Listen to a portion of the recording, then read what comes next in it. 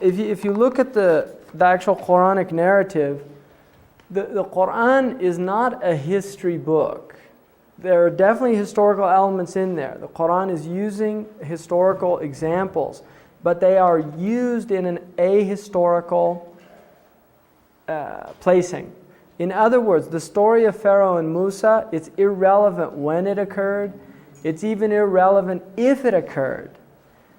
What is being taught is something very powerful. Right? I mean, the Quranic narrative is that it did occur, but that is not what is relevant from the story. The story is used as a teaching example to learn something of what happened in the past in order to prevent its repetition in the future.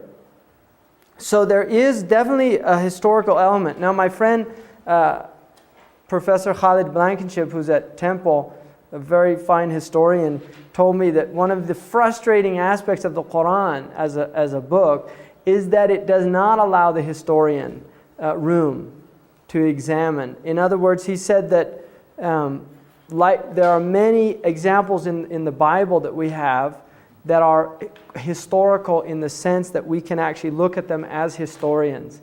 Whereas within the Quranic narrative, the historian does not have evidence there to either negate or verify much of the Quranic narrative, or according to his opinion, any of it really. And he said it's almost a thwarting for him as a historian. Like he found it significant that it's almost like thwarting him to let him know that is not the point. That to give you a good example, in the Quranic narrative, we don't know if it's Ishmael or Isaac who is taken up on the mountain. Some of the Muslim scholars said it was Isaac, and some said it was Ishmael. Unimportant as a detail in the story, which is why the Quran does not mention either one by name.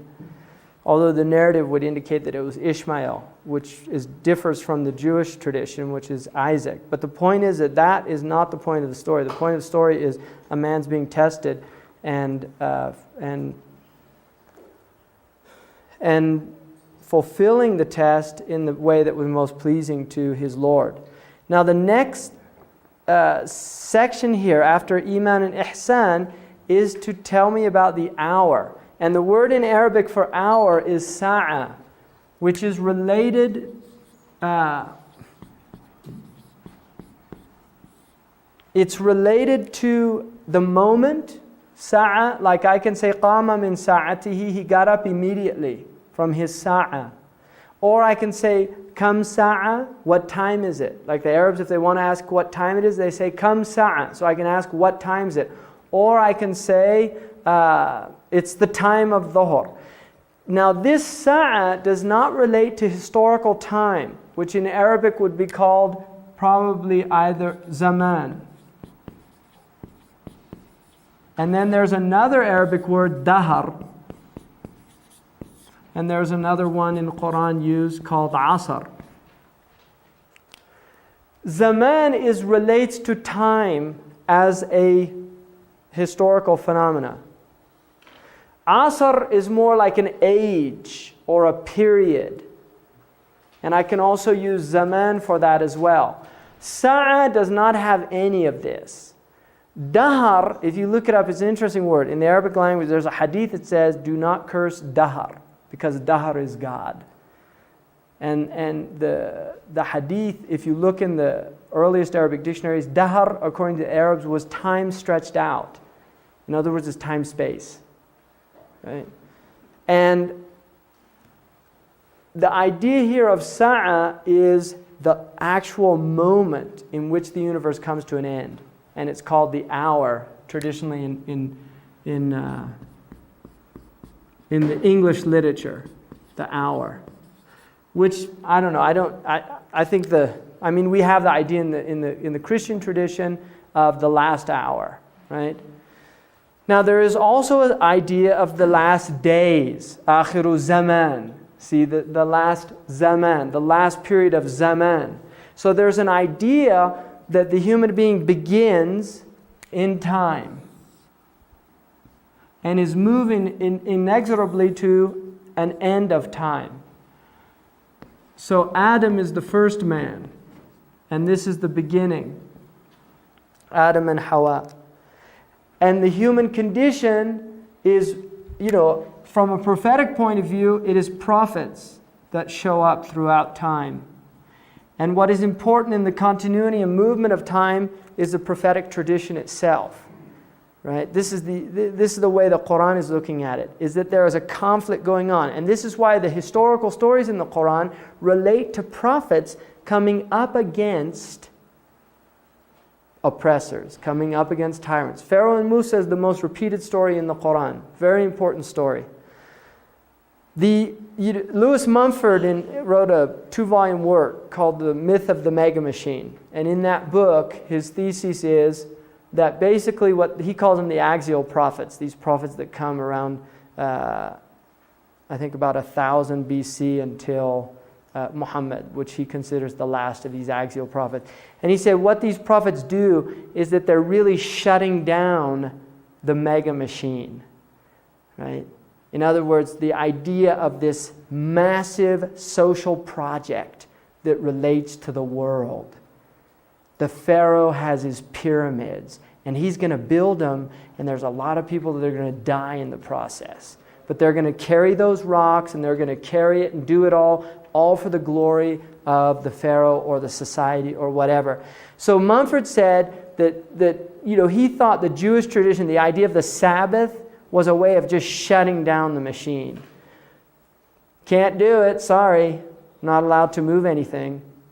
Right? It literally shuts it down. The idea of 5 prayers a day. A lot of Western people get very frustrated in some of these Muslim countries where everything stops. They're frustrated about a lot of things, right? But definitely the prayer is something that's very frustrating for many Western people that go there. They got business to do, and the guy says, no, we have to stop for prayer, right? So it's a problem. And Mumford saw it really as a way of shutting this thing down because he saw it as a very negative thing. Now, one of the things that Mumford says is that there is a movement, this historical movement towards the mega machine that in prior times, its nuts and bolts were human beings, right? The whole social project. And he thinks that Pharaoh and Musa is the best archetype of this phenomenon. That Moses comes in and is directly a challenge to the Pharaonic project.